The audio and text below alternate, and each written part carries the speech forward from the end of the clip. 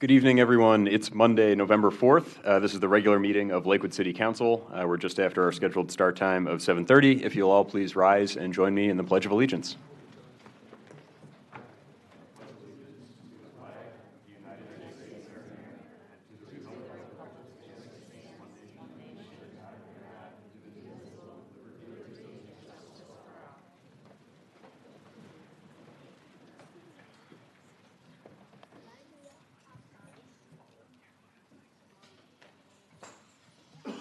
And now please join me in a moment of silence.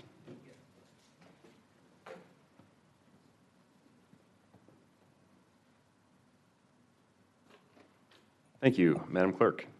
Anderson. Present. Bullock. Here. George. Here. Litton. Here. O'Leary. Here. O'Malley. Here. Rader. Here.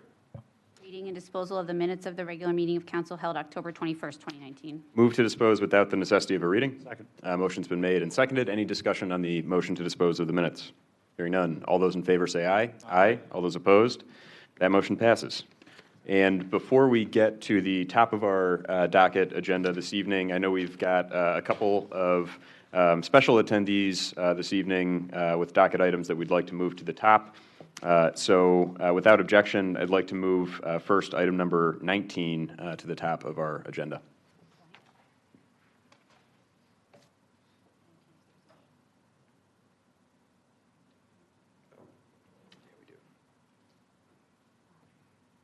Sorry, bear with us here for just a moment. I apologize. We'll move item number 20 up to the top of our agenda this evening. Thank you. Item 20, communication from Police Chief Malley regarding donation from Hayes Elementary to Lakewood Police Department K-9 unit. Thank Thank you, you. Mr. President. Dear members of council, the second grade students at Hayes Elementary School and Mrs. Vizos and Ms. Perez class held a lemonade stand fundraiser earlier this year. This culminated in the students making a $160 donation to the Lakewood Police Department for the benefit of the K-9 unit. Upon fulfilling requirements of LCO 11114, we are notifying Lakewood City Council of the donation sincerely. Thank you. Move to receive and file that communication. Second. Motion's been made and seconded. Any discussion on the motion to receive and file?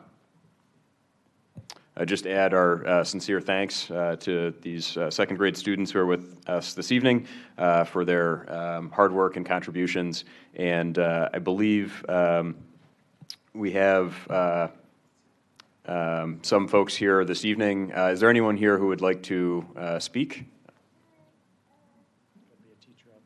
Any teachers or others? Well, I would just say that. Right up to the podium. Yeah, if you don't mind joining us at the podium, I apologize.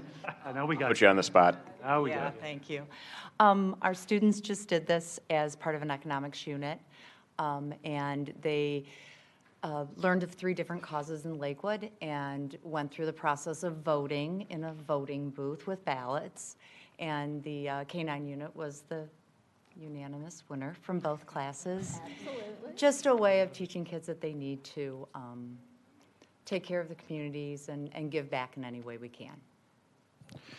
Thank you, and I, again, really appreciate that kind of engagement from our young people in the community, obviously both in terms of the voting process and also in terms of selecting a great cause that has tremendous benefit to our community and helps keep us all safe. So thanks again. President. Yes, Vice President Anderson. If I may engage Chief Malley, just a quick moment. Maybe you could provide the first names of our K-9 unit, maybe a little story about any of the dogs that might benefit from this service? Thank you, Chief Malley. Thank you, Mr. President. I would think it'll be toys and bones. Who might be chewing on these bones and toys? So we have 2 canines, Alan and Dano, both Belgian Malinois dogs. I think Alan is probably about 6 years old and Dano's probably about 4. So they're both seasoned veterans of the department. How long have they been serving in Lakewood? 6 years and 4 years. Very good. Since we brought them both as puppies. And they've been trained, with the same handlers the entire time of their career, their service, so. And they are living with? Right, they live with their handlers in Lakewood.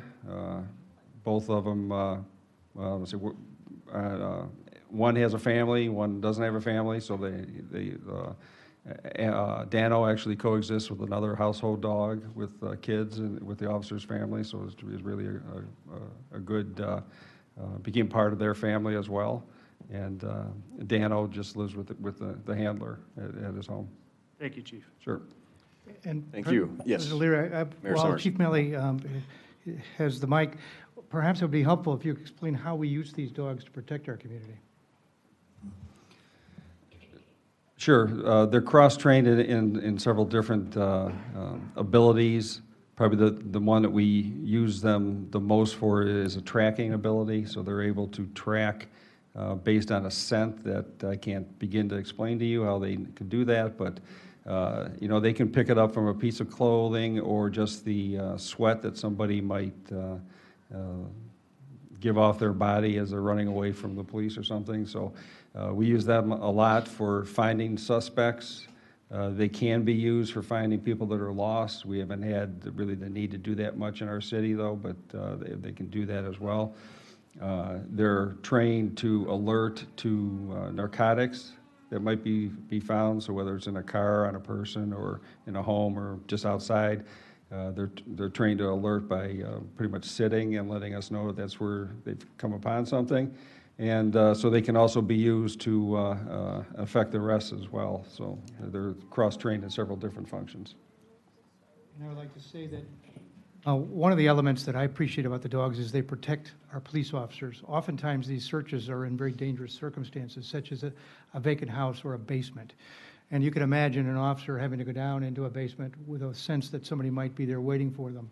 These dogs are much more adept at finding what may or may not be down there, thus protecting our officers and securing the safety of our community. So they're enormously valuable. We're very grateful for the support that the community gives, and particularly the $160 that will be well spent here for these two dogs. So thank you, Hayes School, second graders especially. Thank you.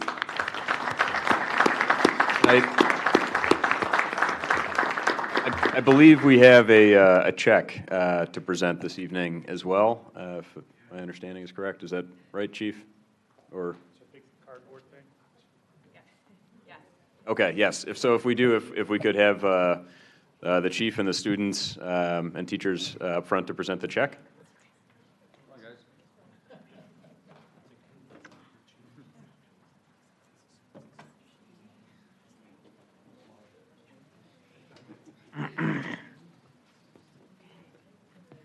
Other check, I guess, yeah.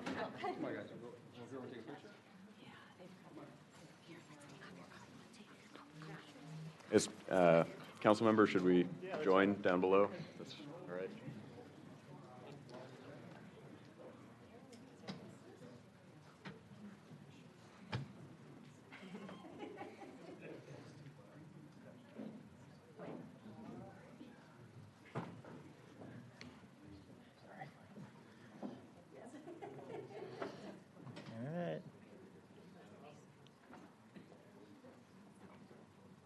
Can we get all city council members? Yeah.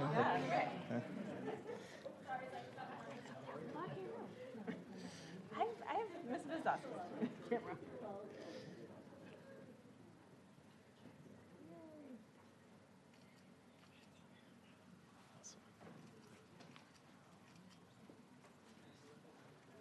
Oh, wait, Charlotte's game.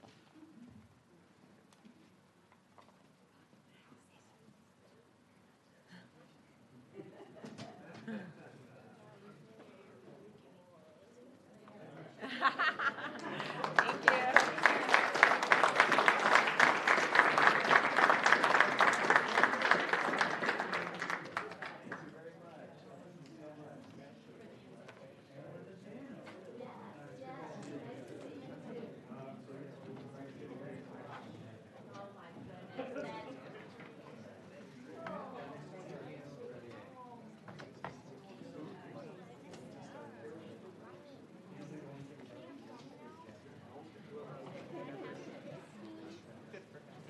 Tell them I said hi.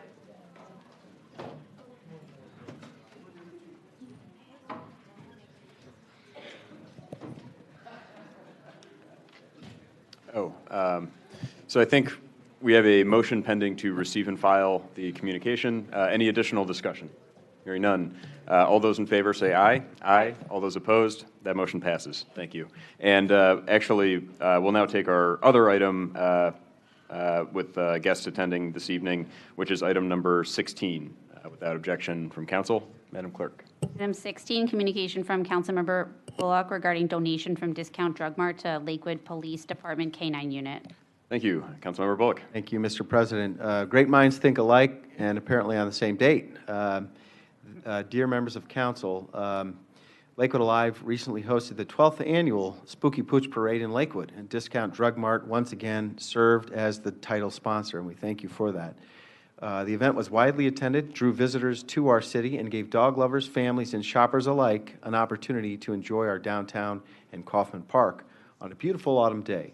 As usual, the City of Lakewood safety forces were present and did a great job at maintaining safety and keeping the event running smoothly for all attendees.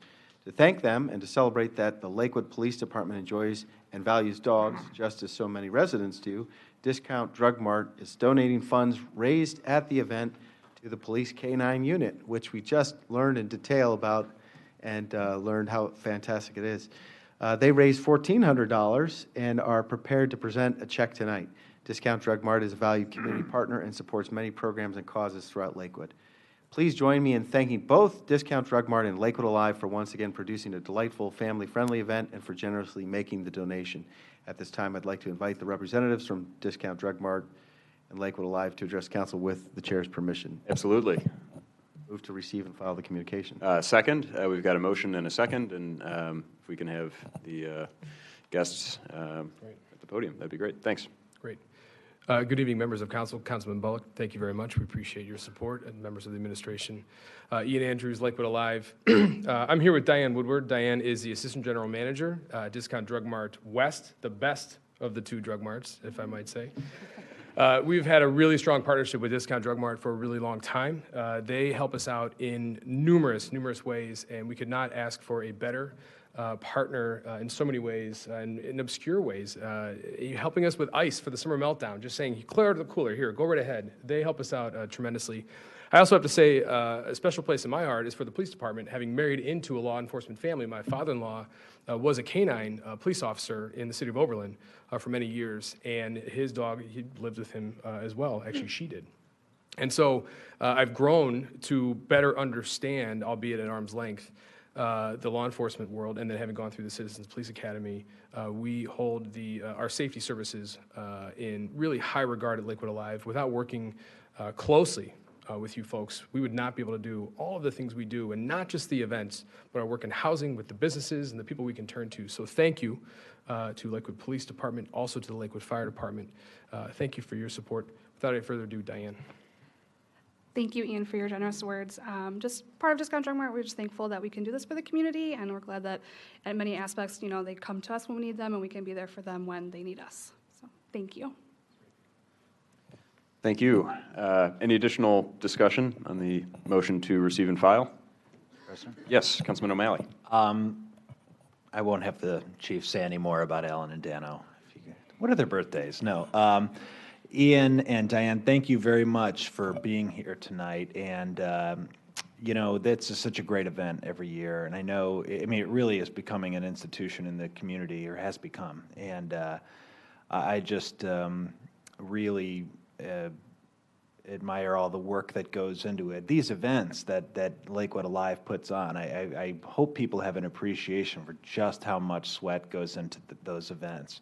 And so much of it, again, is to make our community better. And here's another example of you giving back. So thank you both so much.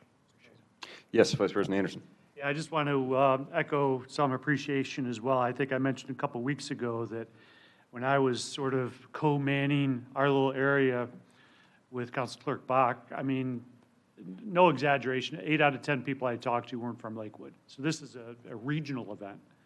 I've never seen so many dogs in one place in my life, and that parade was just outstanding. But not just being a title sponsor with your name on, on a little piece of vinyl that got wrapped around, but you guys also manned a tent, provided food, provided drinks, provided chips, all free. And so I appreciate you not just sponsoring an event, but also rolling up your sleeves and coming down and being an event, which makes you guys pretty special in my eyes, so I appreciate that. Thank you. Thank you. Any additional discussion from council? I'll extend my thanks as well, and if we could also invite you guys up front to present the check. Chief, I think you'll have to find a very large bank to go cash those in. A wallet. Yeah, right.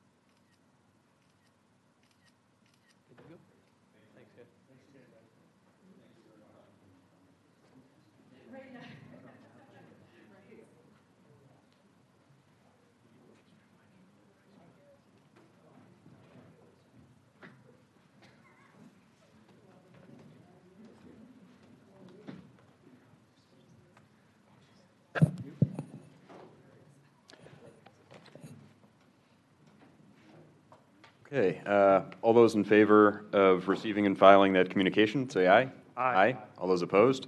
That motion passes. And that brings us back to the top of our docket. Item 1, Committee of the Whole Report regarding meeting held October 28th, 2019. Thank you. I will not belabor council or the audience with reading the communication verbatim, but we did meet on October 28th, and the subject was the Cove Church project, which is the home of our future senior and community center.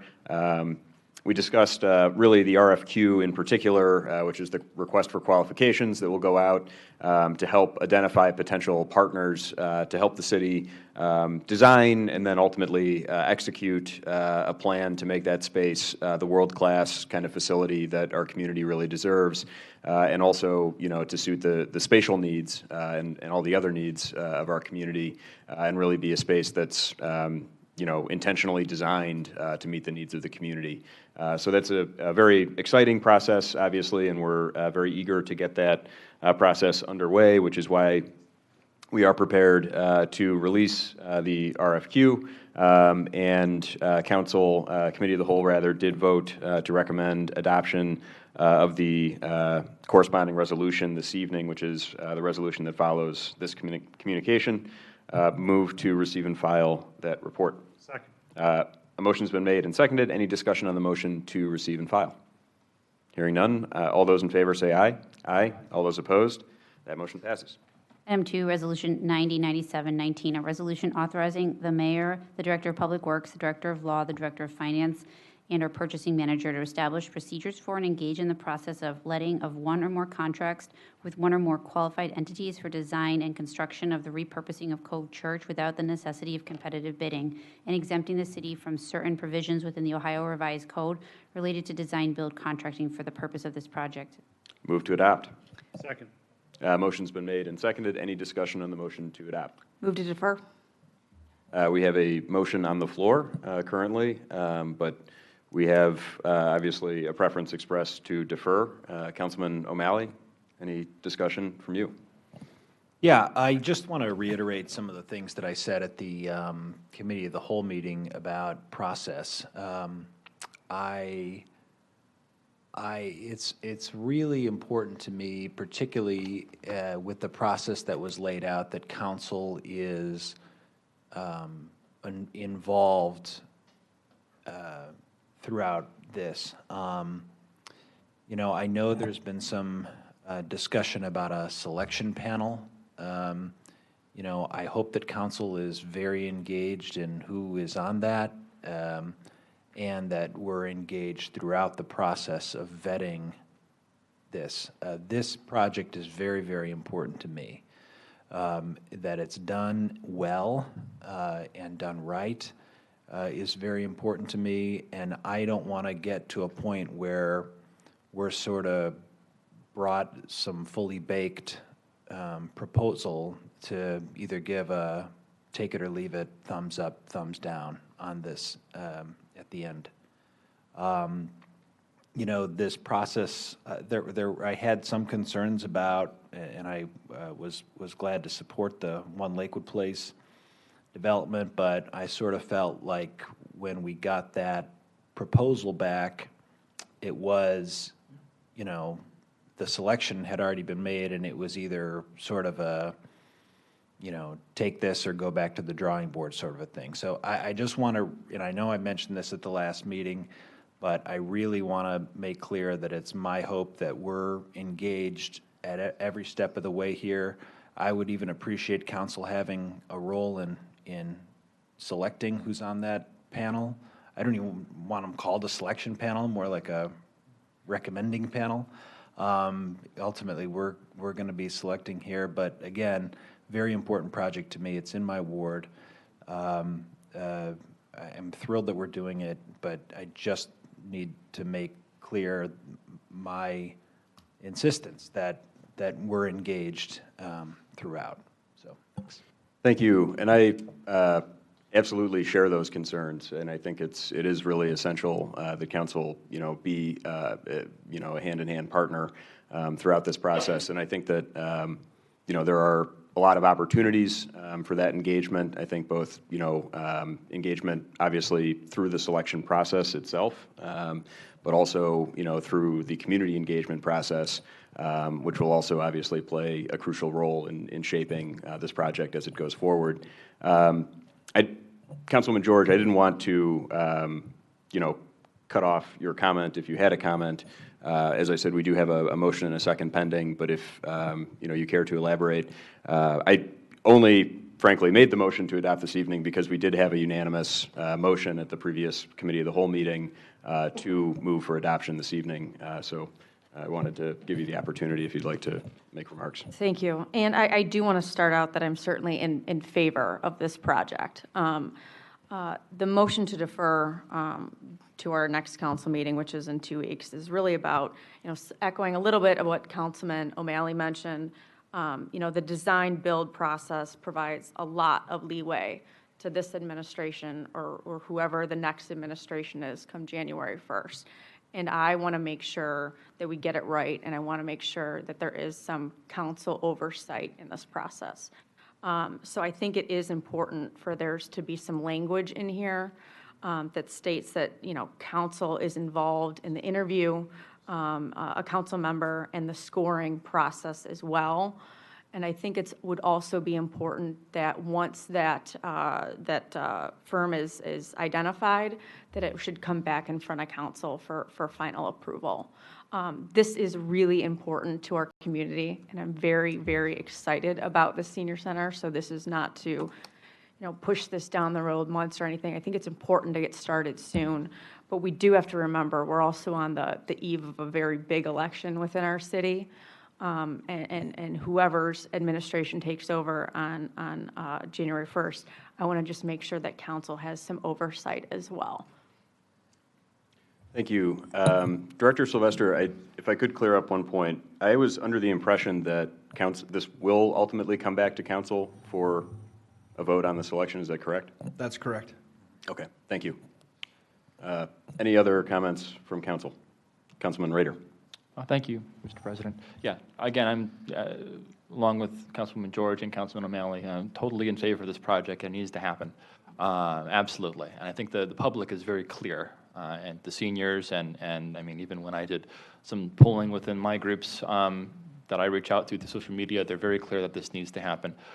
I would like to hear from, if it's okay with the President, Allison Henny, just one more time. I know there's a RFQ, and we talked about, there is a, not an RFQ, there's a Q&A that I had asked for earlier in the week, and I know that that's completed. In fact, I saw it today.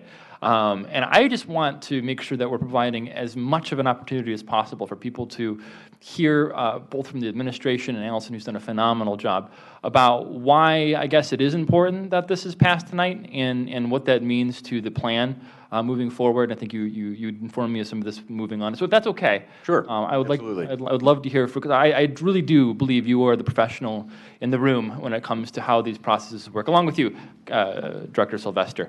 And I just want to hear from you what what's going on, and highlight just one more time, you've already done a phenomenal job doing this twice when I've asked, why the bid process should be usurped in the way that we're doing it, and we should go with the process that has been laid out here before us. So thank you, and thank you, Mr. President. Thank you. Ms. Henny. Council, so the traditional project delivery method, you would put out an RFQ for both the design team as well as the construction team. So you'd have two independent parties working towards the same goal. The design team would be working sort of in their court. You would put it out to bid, and then you would release the RFQ for the contractor. So you've got two different conversations happening at the same time, and there's not a lot of teamwork. The traditional method compared to design build is much longer and can be much more costly. So when you put out an RFQ for design build, you're contracting with a team, with the designer as well as the builder at the same time. So you have a better understanding of what's going on. It allows the city and council to be part of that design team as well, to be able to make the decisions that all of you have been talking about tonight.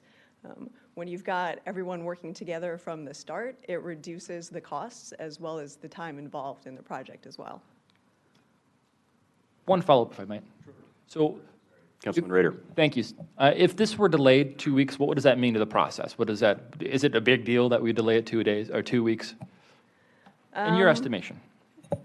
Well, given the holiday season, if you were to delay it, then I would be under the impression that no decisions would be made until next year. Given everything else that council is deciding upon, the new administration, a 2-week delay now will be a much longer delay later on. And how much longer delay, like at what point? Well, I would imagine when there's the changing of the mayor for next year, you'd be starting the process again with the new administration.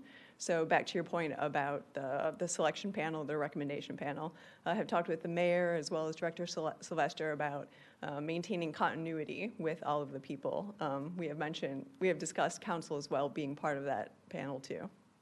So I guess starting over if we wait 2 weeks, we're starting over with the next mayor. What does that mean, I guess, if we decide to move forward with this? Does that mean that this mayor is going to have more of a sort of say over maybe the mayor is a better person to ask, over the selection of the selection committee, or I guess I'm not quite understanding that.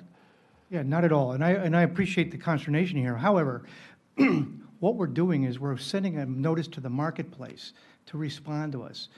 We could extend the deadline of when they respond to us, but the more they have it in front of them, the longer they have it in front of them, the better results we're going to get. So all we're doing here is sending this to the marketplace. And then we're asking them to return it, and then we'll evaluate those returns. All that work of evaluation lies long ahead of us, likely will transcend long into next year, well into next year. So our hope is that we could get good responses by roughly mid to late November. Well, probably mid-December, I think, is when the responses come back. What's the target deadline there? The point is, all we're doing here is starting. We're not finishing anything by sending this RFQ out. The more engagement we have with the marketplace, the better we're going to be. Evaluating those returns. First step would be to consider what are hopefully many interested parties down to 2 or 3 or 4. That's the most important responsibility of the selection panel. And once we're down to 3 or 4, just as we did with One Lakewood Place, we'll ask those groups to submit a more detailed version. That goes into January. So the real hard work will be likely January, February, March, where you'll get the finalists to respond in detail. And at that point, we're asking them to commit a significant amount of time and likely money. And so we wouldn't want to ask them to do that if we weren't serious in consideration of their efforts. And they would expend that time, energy, and money developing really sharper plans that would be the basis upon the final decision of the team. That decision likely wouldn't happen until roughly February or March, I'm guessing.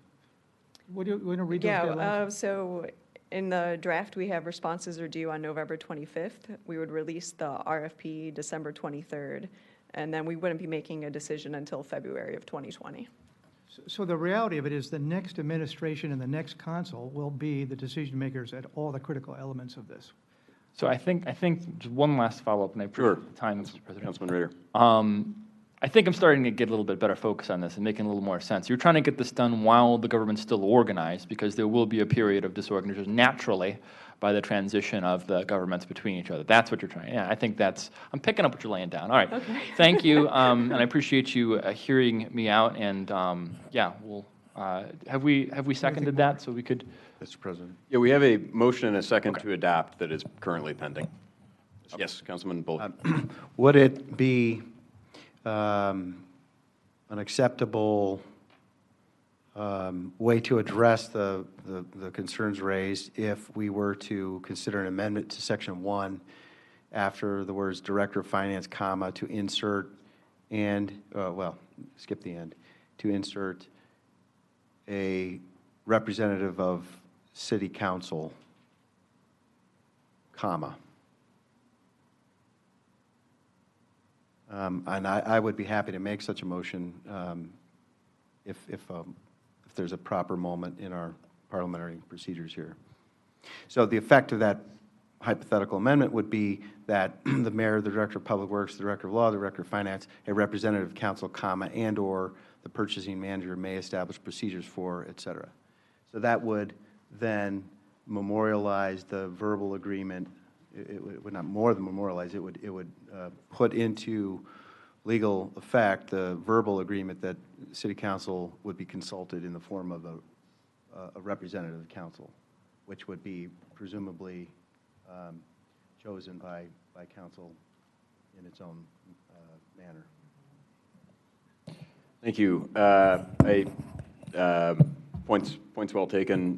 Director Butler, did you have a comment on that potential proposal as a motion to amend? I don't think it works well because of the /or. The officials listed in Section 1 are the officials listed in our ordinances who have the authority to sign contracts and bind the city. I'm not suggesting that adding council member wrecks that for any reason, but it also would suggest if we kept the word or in there as an and/or, that a member of council could, on his or her own, establish those procedures. And I don't think that's the intent either by the There wasn't an and/or in that part. It was just to insert after the director of finance. Of course, the hypothetical amendment could also be. In Section 1? Correct. Yeah, but the There is an and/or. or. There is an or in that. Oh, okay, I was reading that to apply only to the purchasing manager portion of that. So you could fix the wording, but the point is you could incorporate a role for a council You designation. certainly could, but I'll also just remind you that in Section 2, council has the authority to approve the final award of the contract, and not only the authority, but the responsibility. Council can use the political process to ensure that it's represented in the planning process in Section 1, so that it has comfort with performing its obligations under Section 2. So I would imagine the administration would be very receptive to that idea. And we said so as much. I mean, when we had these panels before, council has been members of it. My expectation, and Dan, I would think you would be the obvious one, since it's in your word for all the reasons that you should be in this selection panel. So, but I can't speak for council as to how you would select your representative or more than one. But that's up to you. But you need to be involved there, absolutely, as you have been for the other processes. I guess I'm a little disconcerted that there's this sense of distrust here that all of a sudden there's going to be this black box result and you're going to be confronted with something you've never seen before. That's not the way we worked on these complex issues. These issues have gone through multiple iterations and hearings, and one Lakewood Place had multiple hearings in front of planning and ABR before you got it. There were plenty of opportunities to engage. We would need you to engage. This is a little simpler project, however. This is not as complex. It's a building. It's already built. It's talking really about modifying a building. So it shouldn't be as hard to get our head as quickly around what's going to happen. I think what's really important is that we gain an understanding that the programming, the events in the building will be able to happen well and better than we ever have. So If there's distrust here, let's put it on the table, let's figure out how you can make sure you're written in there, because you need to be. Now, in this decision tonight, this can't happen without you. No agreement gets signed without your approval, no money gets appropriated without your approval. The designs need to have your fingerprints on it as a representative of the constituents who will be using the building. The public meetings that will be forthcoming, you need to be there listening and helping and shaping. We can't do it without you. So how you need to feel comfortable with that, make it happen. But it can't and shouldn't happen without you. There shouldn't be a disagreement on that. I don't know if you feel there is. Thanks. I want to give folks an opportunity to respond to those comments, Mayor. I would note, for my piece, Councilman O'Malley in particular, since I think the proposed amended language was, most directly addressed to your concerns that were expressed. I think I certainly captured the spirit of your comments this evening in my written communication introducing the resolution, which I know doesn't have the same legal effect as the resolution, but I'm certainly literally on the same page with you there. But Councilman O'Malley. Yeah, this certainly isn't a matter of distrust. I simply wanted to, before we pass this, reiterate my strong desire for council to be involved in selecting who's on the selection panel. I don't know if it was a miscommunication or what, but you mentioned One Lakewood Place. There may have been a misunderstanding on my part about what was going to be coming back to us, whether that was about that being a recommendation. And I want to make sure that council is ultimately a part of the decision-making process every step of the way. There certainly isn't. This is not a matter of a lack of trust. It's simply a matter of council and myself in particular really wanting to be involved in making sure that this gets done right. That's all. Mr. Chair. Thank you. Yes, Law Director Butler. Yeah, I've got an obligation to ensure that our ordinances are carried out once they're passed and signed into law. And I would find it, I especially would find it helpful that if council intends to insert a councilmatic provision into into this process, that it be done right here. To Councilman O'Malley's point, if council is to be a part of every step of this process, then I would want something in this legislation that says that that would be satisfactory to you as a body. Mr. President. But absent that, I don't know what to enforce. Are there going to be public meetings involved? Are they going to be, what's the intention here? Thanks. And I think we've got a bunch of different folks who would like to respond to that comment. I would just, for myself, note that to the earlier suggestion, perhaps if we were to make such an amendment, that Section 2 would be the natural fit for additional language, since it already addresses a role of council in the process. But I think we've got Councilman Bullock who wanted to weigh in. Mr. President, what I would suggest is let's go ahead and make an amendment that's satisfactory, and then we're in a position to adopt tonight, and then that way everybody's on the same page. Because I appreciate the time sensitivity that was daylighted by Councilman Rader's question, and but I certainly want to accommodate the desires heard here. So I think it's a great project. I think we're all on the same page ultimately. So let's just make a small amendment, and then I think that we're there.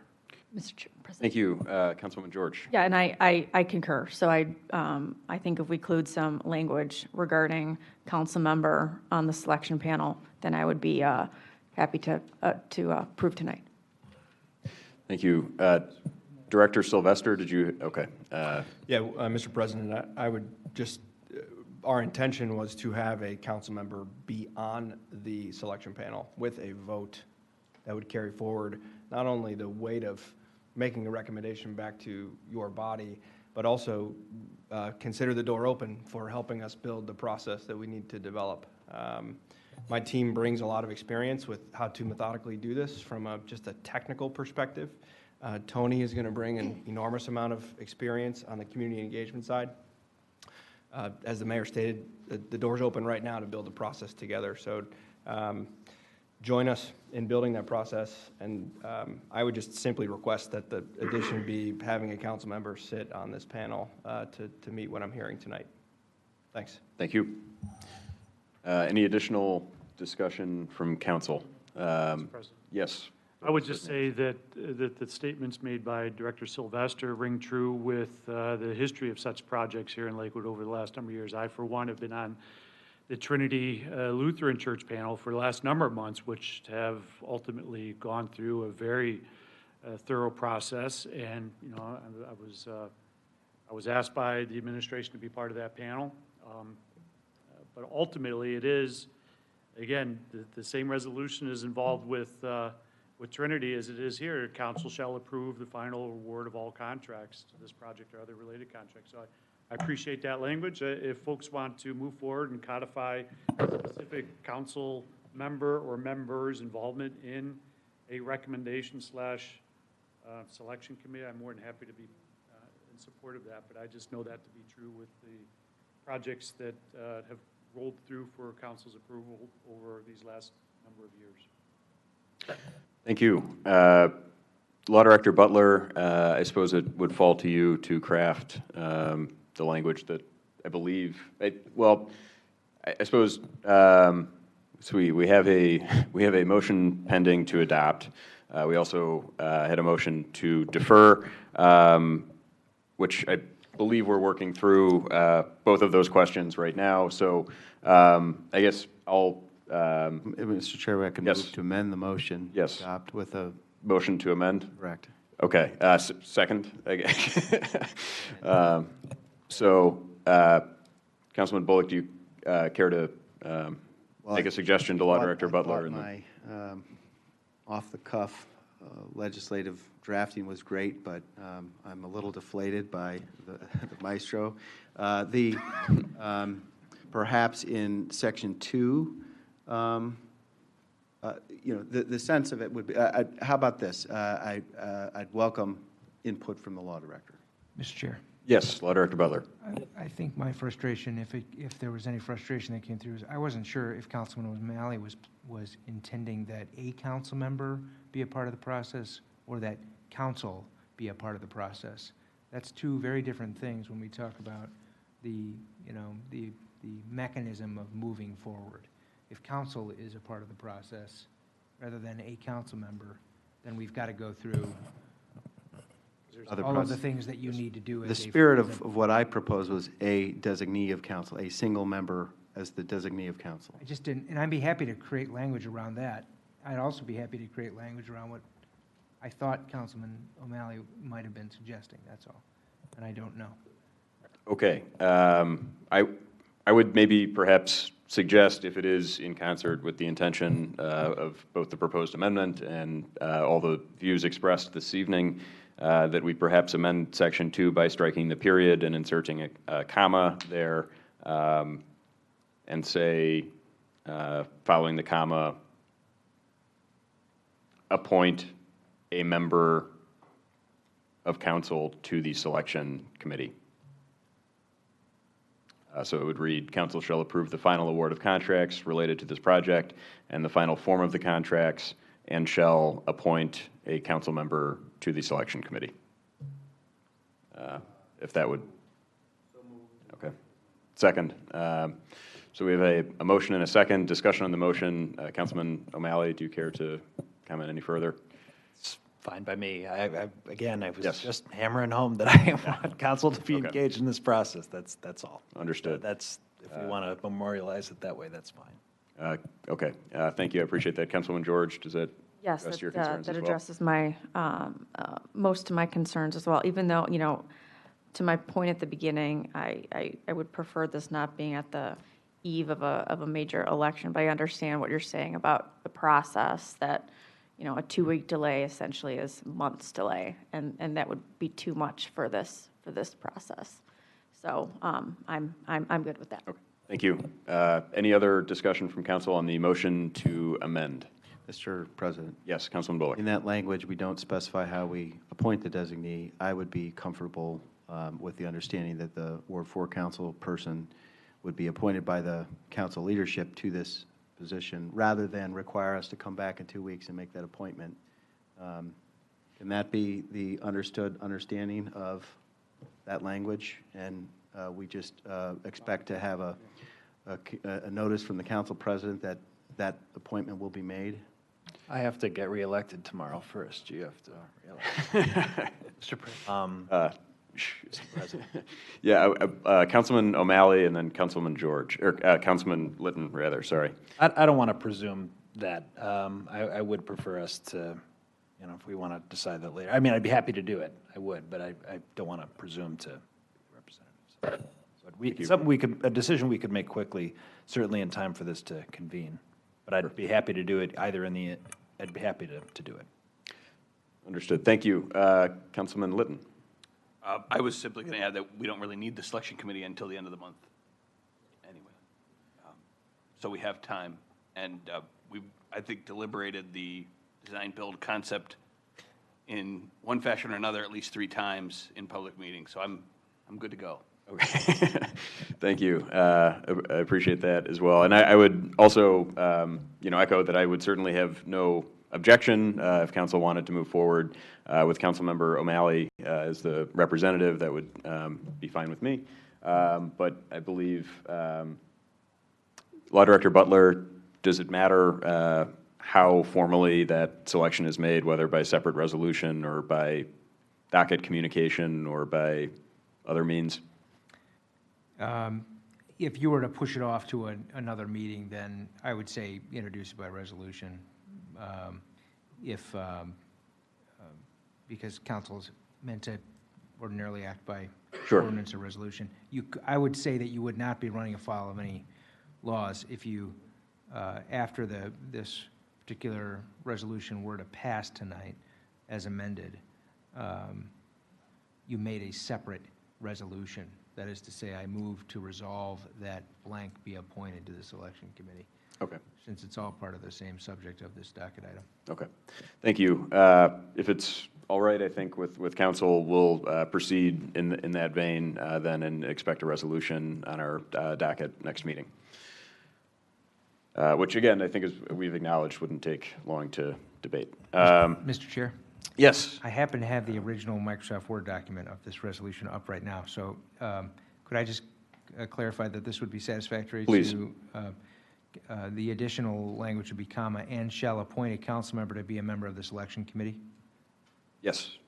Okay. I believe that's correct. I'll print this out. All right. Any objection from council members? Okay. Should we defer this item then and await you to print that out, or we can go ahead and act with a motion to substitute, or a motion to amend? Okay. Which I believe we have pending and seconded. So all those in favor of the amendment, say aye. Aye. All those opposed? Hearing none, that motion passes. I will now move to adopt as amended.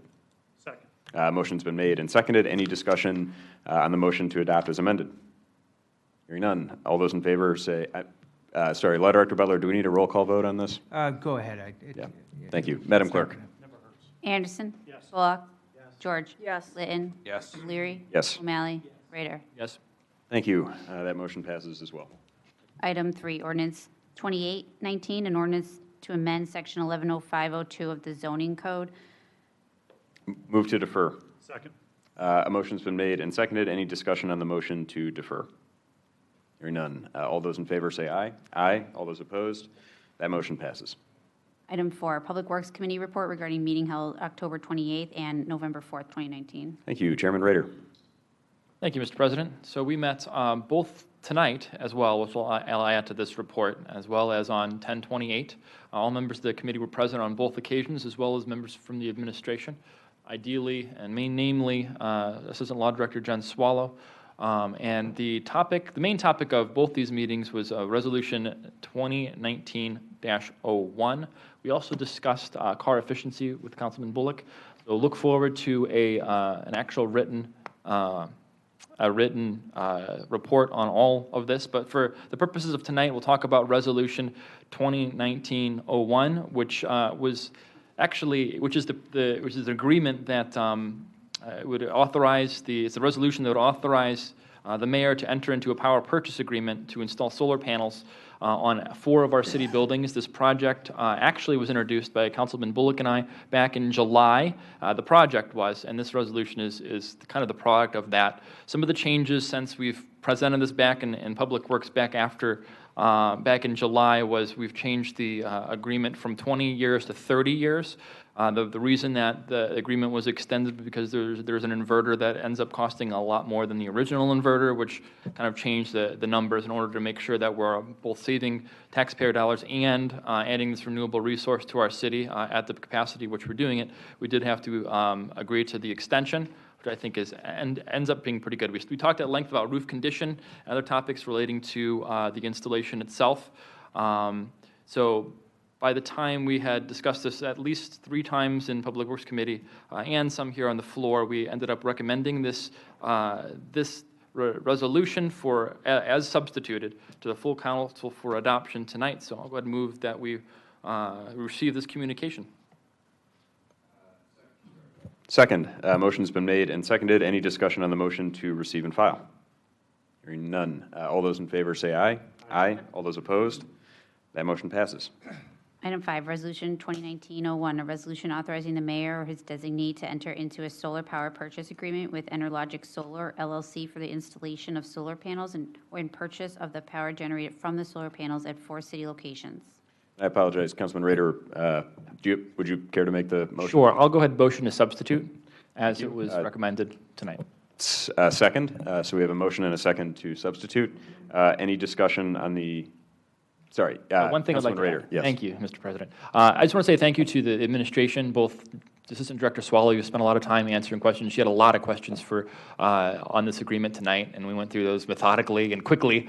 So thank you for the rapid fire. And Joe Benno for the work on this. This was a team effort, and of course the mayor for helping this through the process. And he also hosted us in his office, and we were able to work out some of the details. So I definitely appreciate the hard work of the administration helping this to come through. We also have a representative from the team who pulled this together, Dan Gray, here. So if there are additional questions, if it's okay with the council president, he is here to field some of those if that's necessary. Sure, absolutely. Are there, so we have just to be clear procedurally, we have a motion and a second to substitute. We're having, obviously, a discussion. Are there any questions at this time or other comments? Yes, Councilman Anderson. Yeah, I just want to make sure that folks in the community know for public consumption, the reason for the substitute is that the exhibits in the proposed contract that's on the screen, a lot of the tables are empty. So what was adopted, at least recommended for approval, is a completed agreement with all the tables and et cetera, fully vetted and worded out. And, you know, I was trying to distill this whole project down to a quick sentence, and the best that I can come up with is that over the course of 30 years, of all things are sort of forecasted, a conservative estimate is that over the course of 30 years, this will save the city of Lakewood about $800,000 in energy costs. That's close to $30,000, maybe $35,000 a year. Not an insignificant amount of money, but it also paves the way for additional city buildings to possibly be utilized in this way as well, to make that particular building sufficiently electrified by solar. So it seems like a small step, but it's significant. I think it's a good way forward, and I appreciate the opportunity to consider using our public buildings in such a way. So just wanted to make that clarification. Thank you for leading that committee discussion a couple of times, Chairman Rader. So I'm certainly going to be in support of this when given the opportunity to do so. Thank you. Yes, Councilman George. Yeah, I just also want to echo those sentiments. Thank you for the hard work, council members and the administration for getting this where we are. Hopefully this is the first step to some more green technology that we can use in the city. Well done. Well done. Thank you. Any additional comments, questions? Does our guest care to make any comments, or are you just here to field the, okay. All right, well, thank you for joining us. We are very excited, obviously, to have this proposal before us, and I'll echo my thanks for everyone's hard work to make this a reality. Any further comments, questions from council? Hearing none, all those in favor of the motion to substitute, say aye. Aye. Aye. Or I'm sorry, Law Director Butler, do we need a roll call on the substitute, even though it's a resolution? That would be ideal. Okay. Then in that case, Madam Clerk. Anderson. Yes. Bullock. Yes. George. Yes. Litton. O'Leary. Yes. O'Malley. Yes. Rader. Yes. Thank you. That motion passes. I'll move to adopt as we've got a motion and a second to adopt as substituted. Any additional discussion on the motion to adopt as substituted? Hearing none. Madam Clerk. Anderson. Yes. Bullock. Yes. George. Yes. Litton. Yes. O'Leary. Yes. O'Malley. Rader. Yes. Thank you. That motion passes as well. Item 6, Public Safety Committee report regarding meeting held November 4, 2019. Thank you. Councilman Bullock. Thank you, Mr. President. The Public Safety Committee met almost immediately prior to tonight's council meeting, and nearly all members of council were present, and we were able to speak with new Chief Dunphy and nearly the full official leadership of the Firefighters Union, and it was an opportunity to discuss leadership trends in the fire department upon the occasion of the new chief coming into his term of service. We had a good refresher and overview of the management procedures of the department, and then we also had some executive session discussion about personnel matters and the performance in the vein of the performance of a public official. And it was all very helpful, frank dialogue, and a good opportunity for City Council, who is not normally directly involved in management discussions, to get an update. Move to receive and file that oral report. Second. Motion's been made and seconded. Any discussion on the motion to receive and file? Hearing none. All those in favor say aye. Aye. All those opposed? That motion passes. Item 7, Ordinance 2919, an ordinance amending or repealing various sections of the Lakewood Codified Ordinances that regulate owning, possessing, purchasing, or other acquisition, transporting, storing, carrying, sale, or other transfer, manufacture, keeping, and reporting of loss or theft of firearms within the city of Lakewood. As this is on second reading tonight, we'll move to defer. Second. Motion's been made and seconded. Any discussion on the motion to defer? Hearing none. All those in favor say aye. Aye. All those opposed? That motion passes. Item 8, Finance Committee report regarding meeting held November 4, 2019. Thank you. Chairman O'Malley. I'll be brief. The meeting was brief. We simply met to approve the minutes of the previous Finance Committee meeting and then reported out without a recommendation on Ordinance 5018B. The Public Safety Committee beforehand went quite late, and we simply did not have time to discuss this ordinance. I'm conscious that it needs to be passed this evening, and so I would appreciate a discussion on the floor about it at the next agenda item. Thank you. That concludes my report. Thank you. Move to receive and file that communication. Second. A motion's been made and seconded. Any discussion on the motion to receive and file? And I apologize, that committee report rather than communication. Hearing none. All those in favor say aye. Aye. All those opposed? That motion passes. Item 9, Ordinance 5018B, an ordinance amending Ordinance 5018A, adopted May 20, 2019, authorizing the mayor, the director of public works, the director of law, the director of finance, and purchasing manager to enter into contracts for professional services and to advertise for bids and enter into contracts for the purchase of repair, maintenance, and operating supplies, services, and equipment as authorized by the 2019 appropriation ordinance and the administrative code of the city of Lakewood with the lowest and best bidder or bidders or as otherwise provided by law. Thank you. As Councilman O'Malley requested, we'll now open it up for floor discussion. I will, since it is on third reading this evening, move to adopt. Second. Motion's been made and seconded. Mr. President. Any discussion? Councilman O'Malley. Needs to be amended or Oh. substituted. Yeah. Apologize. And the reason, if I may, Sure. we actually, you may recall, council, the Finance Committee actually previously favorably reported out on this ordinance. There were some last-minute additions to it even after the Finance Committee last met. And so we need to substitute it again.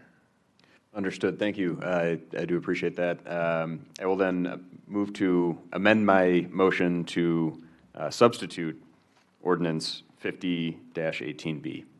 Second. A motion's been made and seconded. Any discussion on that motion to amend my previous motion to substitute? I would appreciate just hearing from, oops, there goes my water, Director Pay on the. Sure. Director Pay. Thank you. There are, in the substitute, several additions. When it was originally, the amendment was presented to council, there was one item, and that was to increase organic waste disposal, and council met on that and made the recommendation to adopt the waste disposal from 30,000 to 100,000, just because the way it is collected now and the need to increase that amount. Then there are additional increases totaling $348,000. I believe in the substitution that, I don't know if each council member has a copy of it. Looking at it on the screen. No, Okay. Substitute version. The substitute with the explanation. I believe, It was like a it's color. colored spreadsheet, right? Yes. I don't know if that's included.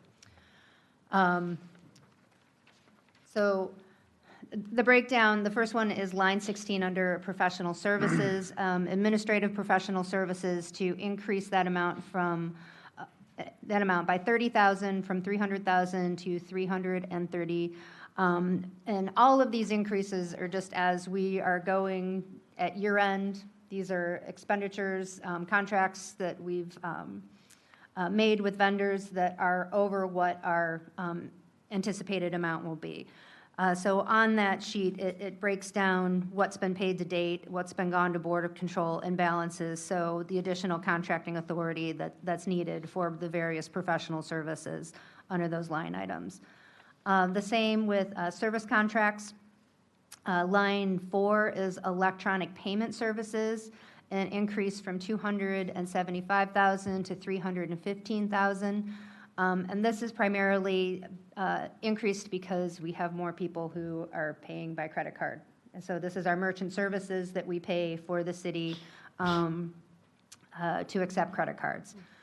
Line 23, citywide computer hardware operating systems and software maintenance contracts, an increase from $575,000 to $750,000.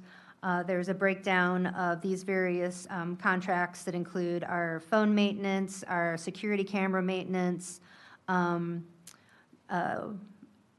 web Q&A, as we're transferring from web Q&A to CitizenServe, and then various other items, probably totaling about $17,000 that went over what was anticipated this year. The next line is 39, transportation services. It's a $10,000 increase in contracting authority, and this is due to the increased ridership with Senior Transportation Connection as a result of the city mailing to residents to qualify for the homestead exemption. So the advertising worked, more people are using it, so we have more expenses, so that's a good thing. Next is under material and supplies. There's two items there, lumber supplies, an increase of $20,000 in contracting authority, just for various departments that have purchased lumber, and for various projects. And then line 23, pool supplies, a $3,000 increase for pool chemicals. So that's the explanation for this substitute, in addition to the increase in the organic waste disposal. Any questions? Councilman O'Malley. I have no questions. That, again, just to reiterate, this is a contracting authority ordinance. The funding has already been appropriated for all of these and has been discussed previously, but I'm certainly supportive of these substitutions. Thanks. Thank you. Any additional discussion or questions from council? Vice President Anderson. Yeah, just real quick. Thank you, Director Pay, for running us through those requested changes. And in cases where we don't spend the allocated amount, we don't get reports back on, can we please spend less money than what was budgeted for last year? But there are situations in amongst these line items where we're not going to meet the threshold. That's absolutely right. These are amounts not to exceed. For example, next year when we are putting together the contracting authority, if we see that, say a expenditure or a contractual line item, we're not hitting that amount, we'll reduce it for next year. So we're in that process right now, looking at what should be the contracting authority based on what we're spending currently. So they're or about, what we're looking for. I'm sorry to interrupt. So there are close to 100 items on here that we allocate spending authority for. That's correct. And you're asking for some adjustments on Right. 4, 5. Correct. But many of these are going to be coming down, not exceeding that limit. I appreciate. That's correct. I appreciate that clarification. Thank you. Thank you. Any additional questions or comments from council? Hearing none, I believe we are on the motion to substitute still. Madam Clerk? Anderson? Yes. Bullock? George? Yes. Litton? Yes. O'Leary? Yes. O'Malley? Yes. Rader? Yes. That motion passes. Move to adopt as substituted. Motion's been made and seconded. Any discussion on the motion to adopt? Hearing none, Madam Clerk? Anderson? Yes. Bullock? George? Yes. Litton? Yes. O'Leary? Yes. O'Malley? Rader? Yes. That motion passes as well. Item 10, communication from President O'Leary regarding board and commission appointments. Thank you. I won't read this communication verbatim either, but suffice to say, it's that time of year again when appointments end and new appointments begin. So in addition to our budget and other important discussions that we'll have going on in the next couple of months, the resolutions that follow docket items number 11 through 15 are a series of resolutions for council's joint appointments to various boards and commissions of the city. So that those members can begin serving in January and hit the ground running with their terms and prepared for those January meetings of those various boards and commissions. Move to receive and file that communication. Second. Motion's been made and seconded. Any discussion on the motion to receive and file? Hearing none. All those in favor say aye. Aye. All those opposed? That motion passes. And I will actually move to suspend the rules to allow for the clerk to read items 11 through 15 jointly, as these are all appointments to be made by council collectively. I would anticipate a referral of all of them to committee of the whole for further discussion. Thus, my motion to suspend the rules. Motion's been made and seconded. Any further discussion on the motion to suspend the rules? Hearing none. Madam Clerk? Anderson? Yes. Bullock? George? Yes. Litton? Yes. O'Leary? Yes. O'Malley? Yes. Rader? Yes. That motion passes. Thank you, Madam Clerk. Item 11, Resolution 2019-03, a resolution appointing blank and blank to the Audit Committee for a 2-year term beginning January 1st, 2020 and ending December 31st, 2021. Item 12, Resolution 2019-04, a resolution appointing blank to the Board of Zoning Appeals for the 5-year term beginning January 1st, 2020, ending December 31st, 2024. Item 13, Resolution 2019-05, a resolution appointing blank to the Board of Building Standards and Building Appeals and Architecture Board of Review for the 5-year term beginning January 1st, 2020 and ending December 31st, 2024. Item 14, Resolution 2019-06, a resolution appointing blank to the Human Rights Commission for the 3-year term beginning January 1st, 2020 and ending December 31st, 2022. Item 15, Resolution 2019-07, a resolution appointing blank as the ex officio non-voting council member to the Lakewood Animal Safety and Welfare Advisory Board for the 2-year term beginning January 1st, 2020 and ending December 31st, 2021. Thank you. Move to collectively refer docket items 11 through 15, being resolutions 2019-03 through 07 to Committee of the Whole. Second. A motion's been made and seconded. Any discussion on that motion? Mr. President, Yes, Councilman Bullock. I just want to compliment the council leadership and the council clerk for, and legislative liaison for organizing this in such a clear manner. And that way we can be timely but also strategic.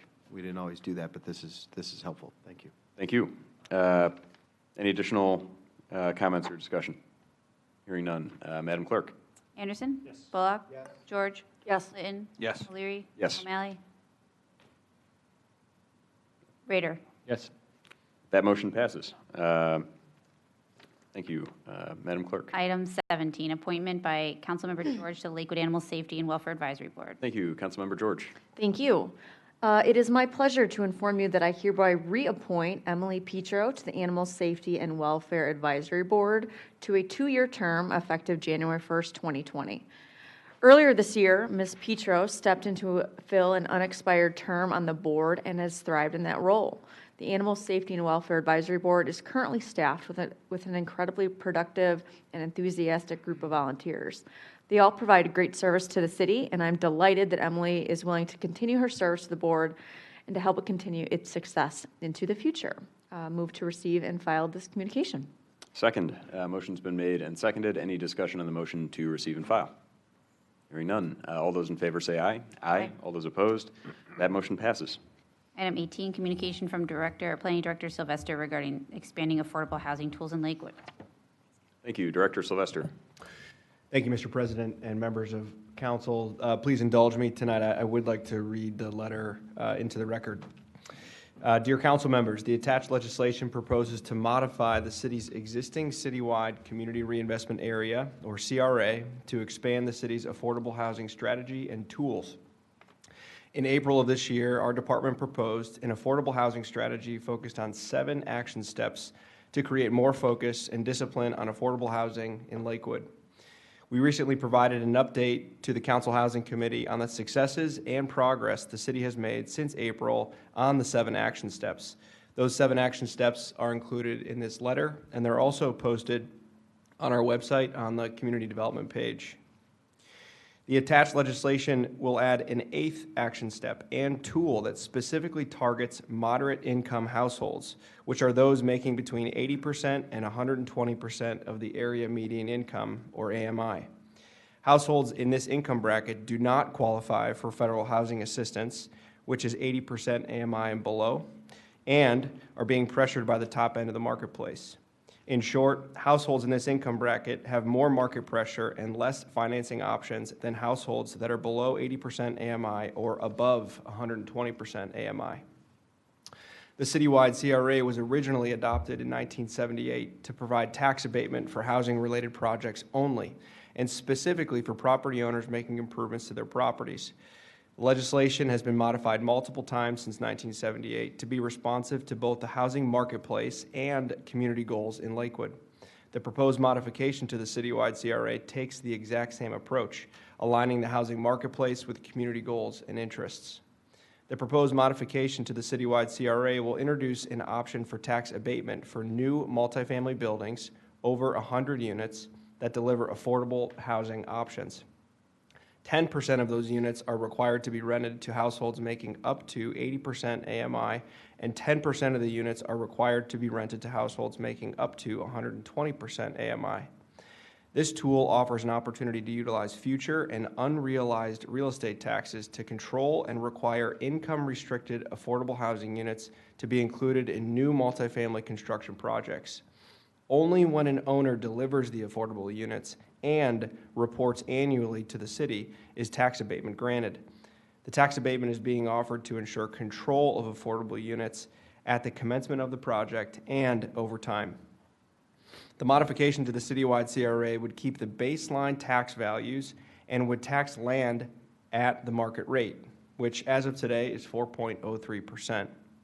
This structure protects the baseline value of any property that would apply for an abatement and would also allow for real estate tax growth to occur as the land value increases over time. With new multifamily construction projects over 100 units, it is a certainty that the land value would increase after projects are constructed. The requirement of 100 units keeps this tool limited to only the projects that help Lakewood get to scale quickly on affordable housing. CRAs are a common tool used across the county and the state of Ohio. Dozens of CRAs exist in Cuyahoga County. This would be the first CRA in Cuyahoga County to include an affordable housing requirement. Other cities across the state are utilizing the CRA tool to incentivize affordable housing. The city of Columbus is one example. We look forward to including the Board of Education in this discussion. You may recall that at our joint city council and school board meeting on April 22nd of this year, board members expressed interest in policies that addressed housing affordability for many students in our public schools. The proposed modification will directly impact moderate income households and will allow Lakewood to deliver affordable housing at scale. I look forward to working closely with you to expand Lakewood's affordable housing strategy and include this tool as one additional step to our affordable housing efforts in Lakewood. Please refer this docket item to the Housing Committee for further discussion. Mr. President, thank you for indulging me on that. Of course. Yeah, no, this was a very worthwhile topic, and it's an extremely important discussion that I'm sure a number of us are looking forward to, as we've also, as you're aware, recently had several recent iterations of a discussion in Housing Committee on affordability in particular. So thank you. Move to receive and file that communication and refer to Housing Committee. Second. Motion's been made and seconded. Any discussion on the motion? Mr. President. Yes, Councilman Bullock. I appreciate the thoughtfulness and the direction demarcated in this letter, or indicated in this letter. And I think I've heard everybody, all council members, I mean, and many community members we've spoken with, identify this as an emerging issue that we all care greatly about. And one of the questions we've asked ourselves has been, do we have the tools to really tackle this? And earlier in the year, we had a great presentation from the Planning Department, David Boss and Mary Lee in particular, to review the action, the seven action steps that we already had on the books. This proposes to add to our tool set. So I think it's needed. It's a good approach. I look forward to learning more about the fine details of the proposal. It's a big proposal, so we certainly do need to do our deliberation. We need to understand a little better what the school board impact is, or how we partner with our school boards. I think the mayor has reminded us a couple times that the school boards are a partner in all things property tax related. But anyway, I think I certainly welcome this. Thank you. Thank you. Any additional discussion from council? Councilman Litton. Thank you, Mr. President. Thank you, Director Sylvester. This echoes some of the sentiments in communication that I offered maybe a month or so ago, a few meetings ago. Anyway, I'm struck by sort of seeing my colleagues and I sharing a desire to do more, but being challenged by how and where that perfect balance is. I guess my question, not understanding the citywide CRA incredibly well, intimately well, certainly not as well as you do, if it's relatively easy to change. If we, set it at 100 units, but find that 80 would make more sense, or 120 would make more sense, or what have you, what are the mechanisms for that? Is that relatively easy to adjust as we go forward? Because, again, that balancing point, I think, is where the challenge lies, that adds affordability while enticing developers at the same time. Director Sylvester. Yeah, thank you, Mr. President. Great question, Councilman. These changes are at your authority, so City Council at any point would have the authority to modify the legislation via the Ohio Revised Code. These adopted changes need to go through the Ohio State Development Services Agency, the DSA. So the changes are relatively simple. We have a spelled out process that they put in front of us that we need to follow, which we would follow for this and then any future modifications. It's actually a little simpler for residential projects only. Once you get into the commercial and industrial space, it starts to get quite a bit more complicated. So because this is only a residential topic, the process is actually a little bit simpler. Would that mean, does this apply if the project is mixed use in any form or not? Yeah, it does. The commercial components of any mixed-use building would not be abated for taxes, just any residential component. So a common example would be if there's first-floor retail on a building, that would be taxed at market rate, and then any version of or any portion of the building that was residential apartments, townhomes, condos could be abated. Thank you. So this is an unfair question to ask and put you on the spot with, but I'm curious as to structures like, parking decks, whether they can be prorated if they're serving multiple. I don't expect you to answer that tonight, but let's think about that one potentially. Any additional comments or discussion from council? Mr. President? Yes, Councilman George. Yeah, thank you to the administration for addressing this and for Councilman Litton's previous communication regarding affordability. I think we're all, concerned and want to address it. I'm just out of curiosity, how is the 100-unit threshold determined? Just curious. Yeah, it's a Director Sylvester. Great question, Councilwoman. We wanted to keep this special. We also wanted to get to scale. So we are very open to talking to you guys about what that threshold will be.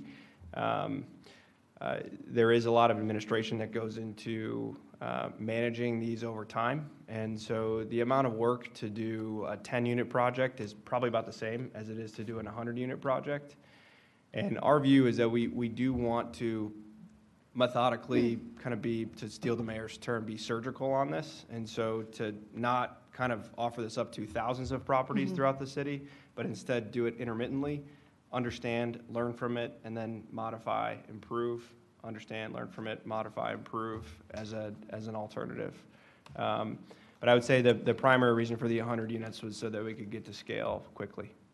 And then to follow up, if I may, would this impact any developments currently in process, or is it anticipated just that would be future projects, if you will? So, for instance, One Lakewood is in process. There's the Wyandotte, Bunce Road, Perry Buick sites. How would that affect any of those, if at all?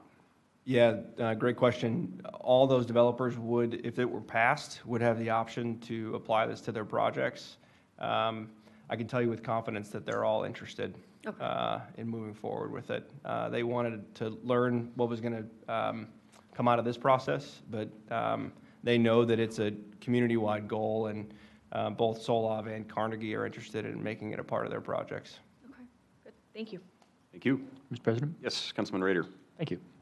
Yeah, following on Councilman George's question, you kind of stole the words out of my mouth. I wondered what the timeline for this was. I don't think it was mentioned in the communication. Yeah, well, we wanted to just get started. So tonight marks that. I think we've got 2 months of good deliberation in front of us. I personally think that we could get it done by the end of the year, but would leave that up to you guys on how you'd like to discuss this and move forward.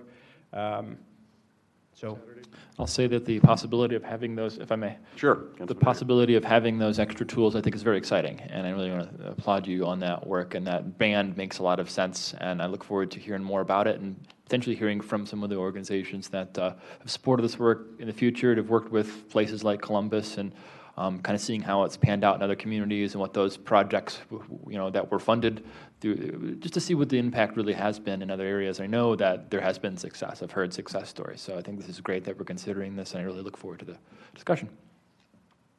Thank you. Any additional comments or questions? Hearing none, all those in favor of receiving and filing the communication and referring to Housing Committee, say aye. Aye. All those opposed? That motion passes. Item 19, Resolution 2019-08, a resolution amending ordinance 5804, adopted July 6, 2004, for the purpose of fostering the investment and development of affordable housing and new multifamily and mixed-use construction projects in the Community Reinvestment Area 1, which is citywide CREA. Move to refer to Housing Committee. Second. Motion's been made and seconded. Any discussion on the motion to refer? Hearing none, all those in favor say aye. Aye. All those opposed? That motion passes. Item 21, liquor permit to Summer House LLC. As is our custom, we will defer to the councilperson in whose ward the establishment lies. In this case, that's Councilman O'Malley. Thank you. This is the restaurant that's going into the old Swingo space in the back of the Carlisle, and I have no objection. Thank you. Thank you. Any additional comment from council? Hearing none, I'll move that we file without objection. Second. Motion's been made and seconded. Any discussion on the motion to file without objection? Hearing none. All those in favor say aye. Aye. All those opposed? That motion passes. That brings us to the end of our docket. We will still have public comment and announcements from the administration and council. I don't believe that we have anyone signed in. I did see a hand. Mr. Andrews, do you care to make a public comment? Thank you, Council President O'Leary. I just want to applaud the administration, Mayor Summers and Director Sylvester, for leveraging the tools of CRA. We have been talking about affordable housing in our little shop in the basement below Panera since 2015 and before. As we saw the market skyrocketing, people being left behind, we, as an example, and when you think about qualifying people for programs and looking at CDBG funding caps at 80%, but they can't go to a bank to get a conventional loan, that we had a gentleman, symbolically again, who was $500 over income, but his house was peeling. He was cited, going to be fined in court with money which he didn't have, but we couldn't income qualify him because he was just over income. But because you're $500 over income doesn't mean your house is magically going to be painted by itself. So what was he going to do? He ended up in court. Now, thankfully, we were able to work some other angles to connect him with other resources, but we could not put him through our paint program. The point is that affordable housing is really important, and looking at that gap, that 80.01 to 120% AMI, it was just the same story in 2010 as it is in now, that is what is critically important. That's why I applaud the support of the administration and council on our Pride Fund that not only supports 0 to 80, but that 80 to 120. Those people aren't bankable, but they also can't come to the city for help, and they're stuck. So this is where this is a key tool. I applaud the efforts, and we support it. Thank you. Thank you. Mr. President? Yes, Councilman Bullock. A follow-on that the Lakewood Alive Executive Director's question reminded me of is one of the key points we flagged in early discussions in the year was the need to talk to HUD to update their thresholds for poverty and AMI. I forget which is the key metric. But that makes very good sense and probably has just gotten more in need over the last 10, 12 months. Are we going to do that, or have we done that? I'd certainly We've met with HUD on 2 occasions. They were not particularly fruitful conversations. We're running into a one-size-fits-all across the nation regulatory view of the world. Microeconomies like Lakewood don't fit their multi-county regional approach to calculations. We've offered to ask them to consider our inspectors to be involved with the Housing Choice Voucher inspection to accelerate and make that more successful. There's some possibility that might exist there. There are some changes afoot that might emerge next year for consideration, but status quo was insurmountable for HUD. So I would say we need to continue to work with HUD. It's not an easy conversation, but we are still working on it. Could our Congresswoman help with that?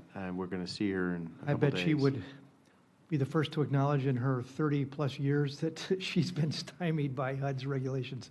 You know, the problem is, even in a multi-county calculation, you take a national model, one size fits the nation, and how they adapt it to regional housing marketplaces. And then we're asking them to say even go more on a micro level than what they're accustomed to do. It's a national footprint. They really have a hard time understanding. They don't give authority at the local level to make these exceptions, because where's the boundaries of that conversation and their control? And I would say one thing I learned early on when I was working with Governor Taft and the Workforce Policy Board, and the Workforce Act of 1992 introduced this massive expectation. It funded, in Ohio's case, $130 million annually to create a workforce system that would adapt and transform itself to make Ohio and every other state competitive. But through the workings of and spending that $130 million, I learned that there's a continuum that the federal government applies. And Tom, you may know this from your Washington days. Trust versus control. They have high levels of control and no trust. And so they bake in all kinds of regulatory compliance to make sure that you spend the money as the law was intended. And that adds an enormous amount of cost, makes it incredibly inflexible. The alternative would be to delegate control to a local economy like this to be able to make good decisions. But in doing so, they would lose control.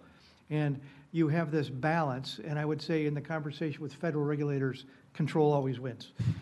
So here we are in this environment trying to make a big system work. We'll have to continue to be creative at it. There may be some little avenues that will allow us to make some headway. We need to continue to work at it, but it's not an easy conversation. Mr. Chair, just a final. Sure, Councilman Bullock. I think that this deliberation is on the right track. We're developing every tool and angle that we can to productively improve. I think we can make a case that we'd be a good local government to work with. No doubt, the HUD appointee or the HUD officer in the organizational structure has no ability to say yes to us. However, at least we've knocked on the front door, followed the protocol we're supposed to follow. That could tee up a successful a pilot, but the odds of success are low unless we do use our congressional representatives or something like that. Or we can talk to the President of the United States and see if he'll be helpful to us, which is remote. So anyway, I think that all of the due diligence and the insights we've gained in our housing market through years of Housing Forward and all the rest, that's a great, strong foundation. We ought to keep at it even if it doesn't go anywhere immediately. I think it could lead somewhere eventually. Thanks. Councilman Bullock, if I may, the City of Columbus, they're doing it the right way. They've learned a lot. I applaud that Bryce has reached out to them, and they've had fruitful conversations with their planning department.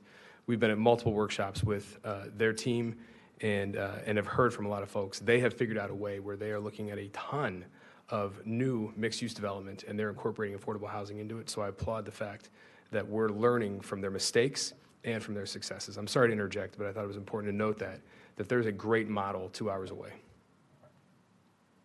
Thank you. I appreciate the comments and obviously look forward to a vigorous discussion in Housing Committee. Any announcements from the administration? Yes, Mr. President, members of council, members of the audience, particularly our seniors in high school. We had a great example of regulatory control last week on the 30th here in this room. Members of the United States Environmental Protection Agency, the United States Department of Justice, the Ohio Environmental Protection Agency, and our Clean Water Lakewood team met for 8 hours here to discuss the technical merits of the plan that we submitted in March 1st. The underlying performance as determined by the measuring systems we have, the monitoring, the inspection, and the modeling. We spent a lot of time on the modeling. We discussed the alternative strategies explored and ultimately the conclusions and support for the recommendations of our plan. We left with a sense that the ball is in their court.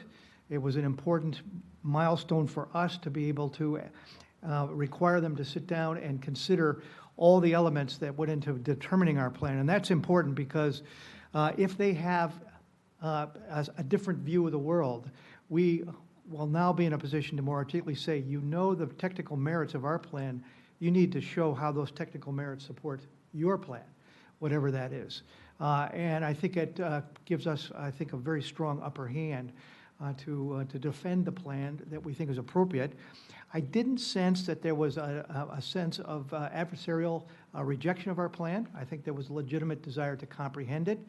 There was a clear case to be made, and we made it, that our plan will have the biggest bang for the buck and requires flexibility and adaptation over 15 years, and that it inferred that the regulatory compliance structure needs to bake in that nimbleness. And there's an inherent struggle between the old guard of the U.S. Department of Justice using a tried and true consent decree as enforced by a federal judge versus what we think is new thinking from both environmental protection agencies, recognizing that the new law that we're leveraging very heavily here can be approached and overseen in different ways. So we are anxious to hear from them. I'm not sure when that's going to happen. Technically, time is our ally. We're going to end this year without a consent decree. The goal is to never have one. But if it is to be a consent decree, we're more confident at this point it'll probably be the weakest consent decree in the history of the Environmental Protection Agency. And it basically might simply say, do the plan, and as overseen by the Ohio EPA. frankly, we'd probably consider that a pretty good outcome. So we'll wait and see, and as soon as we know, you'll know, and the game's still afoot. But it was a very good day for us, with a lot of good exchange of legitimate questions from the regulators, their engineers, and their scientists.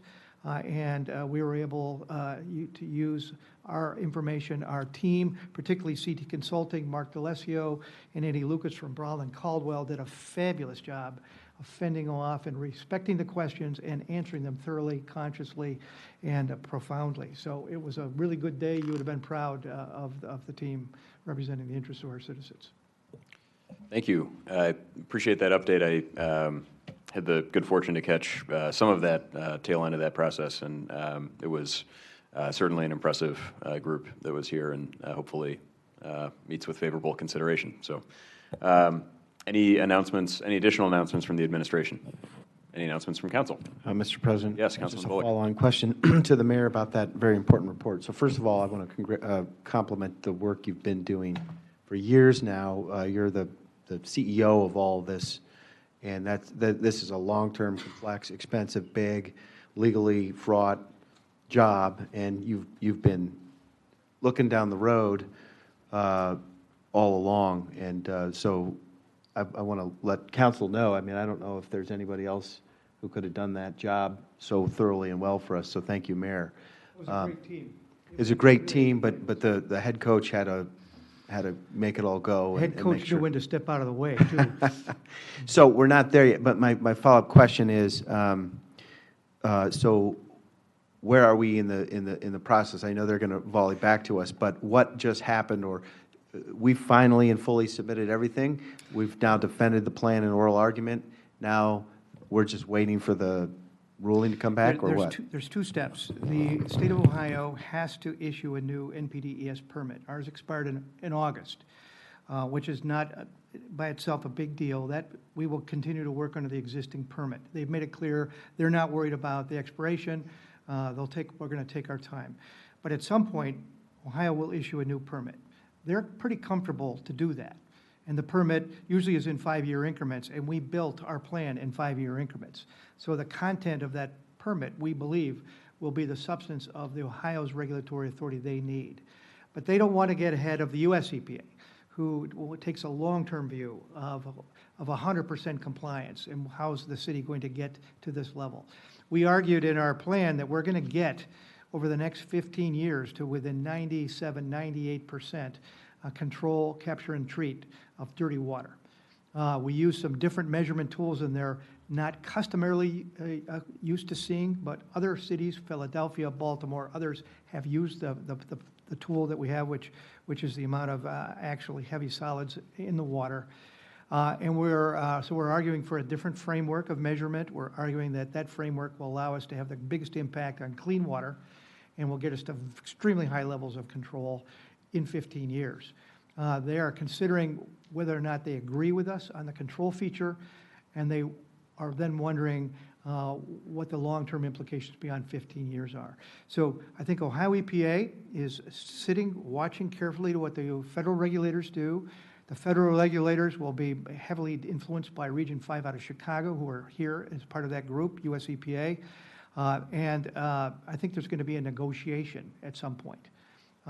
And that will be our first sense of where they are. But I would remind us, especially the two mayoral candidates here, that you can only have a consent decree if you have consent. And based on all I think that we have learned with our plan and our confidence in that plan, it should be a long time before the city of Lakewood consents to a federal consent decree. I don't think we need it. I think the law gives us plenty of latitude to meet the needs, the spirit and the letter of the new law of the Clean Water Act as amended, and our plan will deliver that. And we should be prepared to carry that case in front of a federal judge and win that case. So whether that's the wise thing to do, whether or not we choose to take that aggressive defense, is an important policy decision. But I will tell you, cities across the country are lining up to support us and ask us to do it, because we are the first one in the chute on this new law. As the mayor of Lima, Mayor David Berger, who is a masterful expert on this, and was a key architect of the new law, when he was asked by Ohio EPA what their steps should be, he used the words, "You have a very, very pregnant plan in Lakewood. You need to use that as your test case to go nationally on this." And so it's an important question. We have to do what's best for our citizens. You know, if that deal means we cut a deal that's the best, we should be aware of that. If, on the other hand, we have an obligation to get the best deal and set a new precedent, we may want to consider that role too. Now, I would say we, because I won't be part of that, but you will. And those are, to answer your question, those are the policy decisions that are looming ahead of us. I think they're pretty exciting ones, and I think we're well positioned to carry them forward. So that's probably more than you bargained for in your answer, with your question. No, A+, thank you. I wanted to know all that, and it answers the near term and the long term. So our permit's expired, we're allowed and we are operating under the existing recently expired permit. Eventually, we're going to get a new permit, and that's where the deliberation is. It sounds like Ohio EPA is close to our thinking on this, but we've got to loop in the U.S. EPA, and that's where the groundbreaking stuff and the resistance at the same time is all bundled up. So I'm sure we'll have more questions about next steps and procedures and who's got the ball on these plans as the months go on, but I won't get ahead of myself. Thank you. Thank you. Any additional announcements from council? Mr. President? Yes, Vice President Anderson. Just want to remind folks and ask the mayor real quick, a week from tonight is the 11th day of the 11th month. Is there a Veterans Day celebration event, memorial event It in is. Lakewood Park for next Monday? It is 11 o'clock Monday morning on the 11th of November. We'll have our fabulous ceremony that's sponsored and led by the Joint Veterans Council. Very good. And, you know, I've been there for a number of years. Usually get there 10:30, 10:45, get a good place to park. Seniors are welcome too, because I believe that the Women's Pavilion will be open. And so some hot drinks, restroom, warm place to sit for a few minutes. So I encourage anyone who can make it, you know, adjust your schedule, be at Lakewood Park next Monday morning. Thank you. Thank you. Any further announcements from council? Hearing none, move to adjourn. Second. Motion's been made and seconded. All those in favor say aye. Aye. All those opposed? That motion passes. We're adjourned.